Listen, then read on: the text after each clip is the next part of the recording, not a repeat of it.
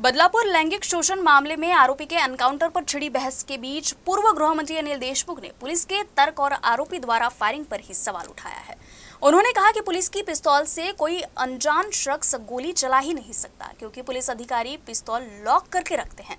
उन्होंने इस पूरे मामले में सरकार की भूमिका पर ही सवाल उठाते हुए सेवानिवृत्त न्यायाधीश से जांच कराने की मांग की है। बदलापूर येथील घटनेच्या बद्दल 2 दिवसापासून सातत्याने चर्चा चालू आहेत, पण यामध्ये मी अनेक पोलीस अधिकाऱ्यांशी बोललो।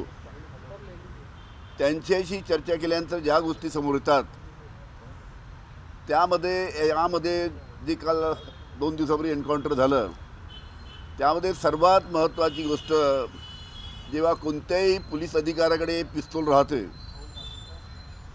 ते पिस्तूलला एक लॉक, त्या पिस्तूलला एक हुक असतं आणि हुक ते बांधून ठेवण्यात येतं। असे कोणी एकदम ओढून ते बंदूक घेऊ शकत नाही। त्या हुकमध्ये एक स्ट्रीप राहून त्या स्ट्रीपला ते बांधण्यात येतं। त्याच्यामुळे कोणत्या आरोपांनी एखाद्या पोलिसाची बंदूक काढून घेतली अशा पद्धतीनं कधी होत नाही। नंबर 1।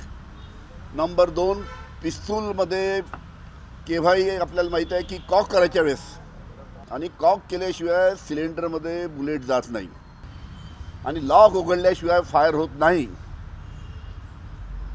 आणि हे जे सर्व 3-4 जे महत्त्वाचे मुद्दे आहे, हे कोणत्याही अज्ञात माणसाला, कोणत्याही ज्यांनी व्यवस्थित ट्रेनिंग घेतलं आहे त्या ट्रेनिंग घेतल्यालाच हे सर्व व्यवस्थित या पद्धतीनं सर्व कुणाची पिस्तूल विस्तूल कुणावर फायरिंग करता येतं।